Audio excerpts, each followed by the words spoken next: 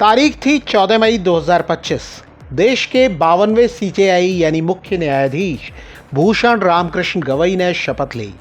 प्रमुख हस्तियों से शुभकामनाएं लेते हुए चीफ जस्टिस बी.आर. गवई अपनी मां के पास पहुंचे, झुककर मां के पैर छुए।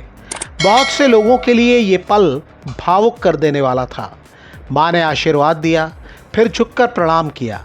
ऐसा लगा आशीर्वाद बेटे के लिए है और प्रणाम देश के मुख्य न्यायाधीश को। तस्वीर के एक फ्रेम ने, 1-2 सेकंड के वीडियो ने अनायास ही 2 पीढ़ियों की विनम्रता, संस्कार और गर्व की कहानी बयां कर दी। और अब हर दिन ये भाव देश के अधिकांश लोग महसूस कर रहे हैं। चीफ जस्टिस गवई 23 नवंबर 2025 तक यानी करीब 7 महीने तक इस पद पर रहेंगे।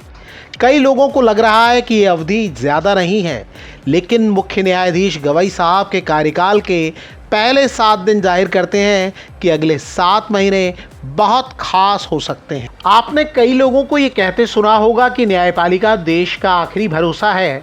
एक ऐसे दौर में जब सिस्टम पर सवाल करने वालों की गिनती लगातार बढ़ रही है, तब सुप्रीम कोर्ट में भरोसा तलाशने वालों की संख्या कहीं ज़्यादा नज़र आती है। बुधवार 21 मई को सीजेआई गवई और जस्टिस ऑगस्टीन जॉर्ज मसीह की बेंच एक मामले की सुनवाई कर रही थी। तभी एक वकील साहब ने अपनी याचिका की सुनवाई गर्मी की छुट्टियों के बाद करने की मांग की।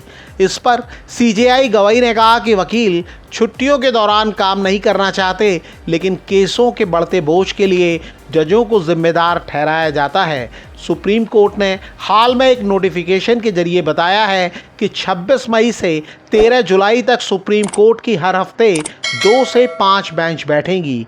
सीजेआई समेत सुप्रीम कोर्ट के 5 जज छुट्टियों में भी केसों की सुनवाई करेंगे, जबकि पहले ऐसा नहीं होता था। पहले केवल 2 वैकेशन बेंच होती थीं और सीनियर जज छुट्टियों में कोर्ट नहीं आते थे। 26 मई से 1 जून तक CJI Gavai, justice Suryakant, justice Vikram Nath, justice BV. Nagarathna और जस्टिस जे.के. माहेश्वरी मामलों की सुनवाई करेंगे। एक ऐसा बदलाव है जिसका कई लोग स्वागत कर रहे हैं। ये इकलौता मामला नहीं है जब मुख्य न्यायाधीश की चर्चा हो रही हो। जस्टिस गवई देश के अब तक के दूसरे दलित सीजेआई हैं। वो कह चुके हैं कि सीजेआई को रिटायरमेंट के बाद कोई जिम्मेदारी नहीं लेनी चाहिए। उनके इस बयान की भी बहुत तारीफ हुई थी। आपको ये भी याद होगा कि सीजेआई गवई पद संभालने के बाद पहली बार 18 मई को महाराष्ट्र गए। तब मुंबई में उन्हें रिसीव करने के लिए राज्य के चीफ सेक्रेटरी, डीजीपी या मुंबई पुलिस कमिश्नर में से कोई भी नहीं आया, जिस पर सीजेआई गवई ने नाराज़गी जाहिर की थी। सीजेआई गवई ने कहा कि वो ऐसे छोटे मोटे मुद्दों पर बात नहीं करना चाहते, लेकिन वो इस बात से निराश हैं कि महाराष्ट्र के बड़े अफसर प्रोटोकॉल का पालन नहीं करते। अगर भारत के चीफ जस्टिस पहली बार महाराष्ट्र आ रहे हैं तो ये उम्मीद की जाती है कि यहाँ के चीफ सेक्रेटरी, डीजीपी और मुंबई के पुलिस कमिश्नर को मौजूद रहना चाहिए। ऐसा न करना सोचने पर मजबूर करता है। महाराष्ट्र के कैबिनेट मंत्री और बीजेपी के प्रदेश अध्यक्ष चंद्रशेखर बावनकुले ने बताया कि घटना के अगले दिन उन्होंने प्रोटोकॉल में चूक के लिए राज्य सरकार की ओर से सीजेआई गवई से फ़ोन पर माफ़ी मांगी। इसके बाद महाराष्ट्र सरकार ने सीजेआई की यात्रा के लिए प्रोटोकॉल गाइडलाइंस जारी की। सरकार ने सीजेआई बी.आर. गवई को महाराष्ट्र में परमानेंट स्टेट गेस्ट का दर्जा दिया है। हालांकि इसके पहले ही सीजेआई कह चुके थे कि वो इस मामले को तूल नहीं देना चाहते। सीजेआई गवई का एक और बयान है जिसकी बार बार चर्चा हो रही है। उन्होंने कहा कि देश में न्यायपालिका, कार्यपालिका और संसद नहीं, बल्कि भारत का संविधान सर्वोच्च है और तीनों अंगों को संविधान के अनुसार काम करना है।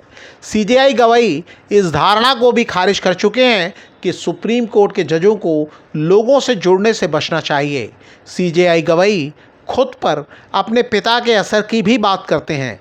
सीजेआई गवई के मुताबिक उनके पिता ने उनसे कहा था कि अगर वो वकील के रूप में काम करते हैं तो उन्हें आर्थिक समृद्धि मिलेगी, लेकिन जज के रूप में सेवा करने से उन्हें डॉक्टर बी.आर. आम्बेडकर के सामाजिक और आर्थिक न्याय के दृष्टिकोण को आगे बढ़ाने का मौका मिलेगा। सीजेआई गवई के मुताबिक उन्होंने हमेशा जुडिशियल सिस्टम को अपना सर्वश्रेष्ठ देने का प्रयास किया है। जस्टिस गवई का जन्म 24 नवंबर 1960 को महाराष्ट्र के अमरावती में हुआ। उन्होंने 1987 से 1990 तक बॉम्बे हाई कोर्ट में वकालत की। अगस्त 1992 से जुलाई 1993 तक वो बॉम्बे हाई कोर्ट की नागपुर बेंच में सहायक सरकारी वकील और एडिशनल पब्लिक प्रोसिक्यूटर के रूप में नियुक्त हुए। 14 नवंबर 2003 को बॉम्बे हाई कोर्ट के एडिशनल जज के रूप में प्रमोट हुए। 12 नवंबर 2005 को बॉम्बे हाई कोर्ट के परमानेंट जज बने। 24 मई 2019 को वो सुप्रीम कोर्ट के जस्टिस बने।